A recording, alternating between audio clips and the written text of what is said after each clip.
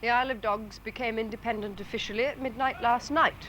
Imagine then the disappointment of Mr. Ted Johns, whose political handiwork this was, to find on waking this morning a group of islanders who were less than delighted with their newly won independence. When did you first hear the island was going independent? About 7:30 this morning. That's when I heard we it last night on the news. Well, I heard it at 7:30 this morning. Has anybody approached you to vote about this? No, there's been nothing around. All we heard last week was a demonstration at Around the the bridge. island, And that's all we heard. Do you think there's any sense in his plans? No, we don't. And Never who told us. did they Rubbish. affect when they had the hold-up? When they stopped the bridges? Only They their stopped the own. islanders. I My husband told went me. to work. He couldn't get home and have his meal.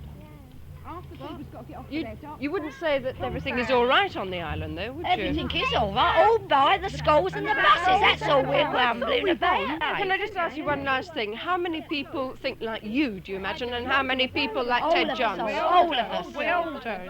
Because he's a washout up there. He don't know what he's talking about. He don't. He's a what? He's A washout. He ought to come. He don't know what he's talking about. He is. Well, shall I try and get him down here? You want to get him down in the show? If I you're keep on catering down there because I'm waiting to do my washing. Government House, the home of President Ted Johns. Mr. Johns, there's a bunch of women downstairs and other tenants who want to speak to you, want to know what it is you're trying to do and why they haven't been told more about it. Well, you know, if they care to, a couple of them care to come up here and sit down and chat, sure, they can. I'm quite prepared to do it. If I bring two up, you'll talk to them, Sure, I will you? will, yeah, sure. But you won't go down to them? I can't go down, as I said, you know, I'm been under some pressure, and I am subject to bronchial attacks. And so, hot foot with messages from the President to his people.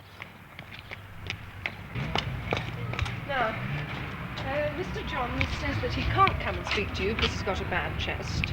But if you'd like to go and speak to him, he's quite welcome to see Definitely you upstairs. not. No, if he wants us, let him come down to us, and we will talk to him then.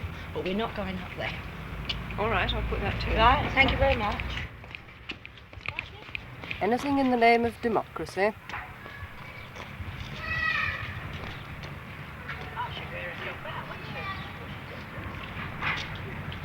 I've been down to talk to these women, and they say since you've taken this decision on their behalf, you should really go down and talk to them. Now, can I ask you once again, will you? No, I can't go down there, quite honestly. Because of your bronchitis? Yeah, I'm not prepared to, you know, in this process, apart from the factor of trying to get the things done. But you have declared independence in a way that affects the 11,000 people living here, and now you're not prepared to talk to them. Not at this stage. I say, you know, I'm quite available to if they want to talk to me, you know. Rarely can the forces of counter-revolution have moved so fast. Only 8 hours after independence, the angry nation was signing petitions and calling for help from Bob Searle, agent of Ian Mercado, who represents Poplar. I think, in fact, that with the way people are feeling now, it may well come to blows between the various factions. I think this is a real possibility. One of the lads down here, who's certainly not one of my lads, was almost set about this morning in his own block of flats. If a coup d'etat is to be successful, you must have powerful forces behind you. To discover that you have a nation who has learned to live with and love its local borough council makes the whole thing virtually impossible. And the people who live on the Isle of Dogs have every reason to feel affection for Tower Hamlets. Only tomorrow, the council are going to reveal a plan for development in the area which should answer all the points of criticism raised by Mr. Johns. This makes him a bit late in the day, and only goes to show that revolution, rather like comedy, is a matter of timing.